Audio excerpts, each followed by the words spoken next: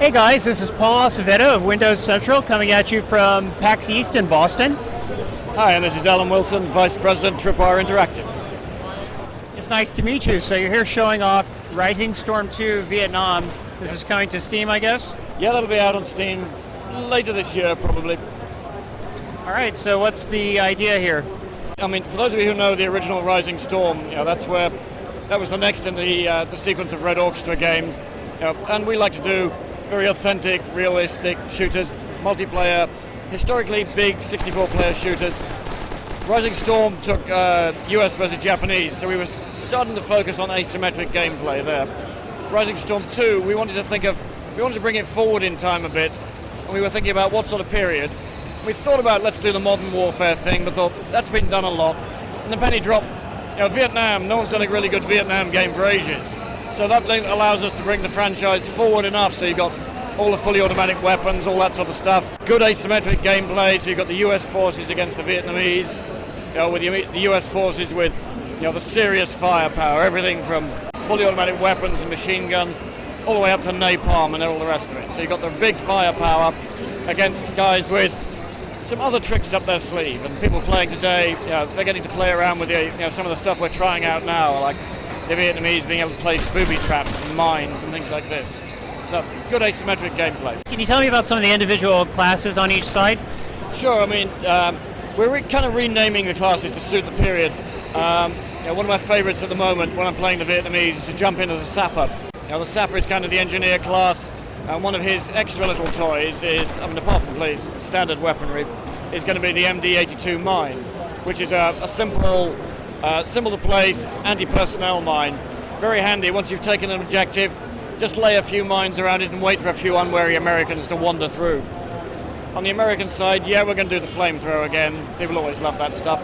But this time, we're just thinking about the Flamethrower and thinking how overpowered that can be.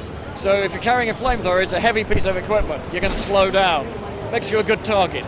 The M79, people always love those in the Grenadier class. A great fun when great opportunity if you can get a little bit of distance between you and the enemy, especially if they're kind enough to bunch up for you. That's always good for the fun. So how many players are there in each match? What we're showing here is something we're trying out for the first time, which is a smaller game mode. So it's 8v8, so 8 Vietnamese, 8 US. And we'll still do the same stuff we've always done with Red Orchestra, which is 64-player, 32 versus 32, on much bigger maps, for those who want a really big feel to it. How many different maps are there? We don't know yet. We're still very early in development. We normally expect to go out with about 6 or 8 maps. We'll see what it turns out to be by the time we get to launch. How long have you guys been working on this one then? This one's been in development now for about a year and a half. So we're probably, we're a little way out yet, but we're into the stage where we've got, fully playable alpha. All the core systems are working. What we're really starting to do now is we're in that phase where we want to just tweak the balance of the weapons, get those feeling right. We're trying out some new weapon mechanics and things like this, so we just want to make all those things feel right, and then we can start to build on that.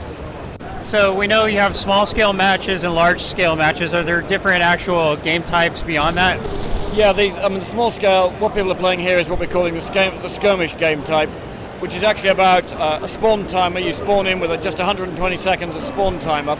If you don't cap any objectives during that time, your spawn timer comes down to 0 and you can't respawn. Keep yourselves going, you need to capture objectives and prevent the enemy capturing objectives. If you keep capping things, your spawn timer keeps going, and of course you're trying to stop the other guys from doing it. If you can shut off their spawn timer and then kill the guys who are left alive, you win. So when it gets down to that point, if your spawn timer's out, then everyone's going to be think fast, focus. You've got to cap an objective so we can reopen the spawning. So that's one game type. There's the standard territory game type we've always done with Red Orchestra, which is about the very tactical big map with a series of objectives. And we're going to try out another couple of ideas that we've got in mind at the moment. We'll tell people more about those once we've tried them out. Because if we try them out and think they really suck, we probably don't want to tell you about them either. So when are you expecting this one to be ready to launch? We're expecting the game to be ready later this year, but we're going to take our time about it. We've been in a situation ourselves in the past where you kind of feel we've got to get this game done here.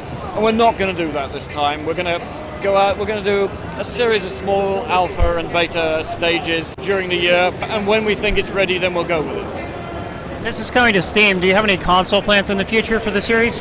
We've talked about it. It was funny if we were talking to Sony about it earlier, because we were talking about Killing Floor 2, of course. It's something we'll think about, but the key for us right now is, it's the PC game. Let's get that done, get everything working nicely, get the balance all good, and then we'll think about other platforms. All right, guys, read our full preview at windowscentral.com. Follow us on Twitter and Twitch. And whatever you do, don't hate. Appreciate it.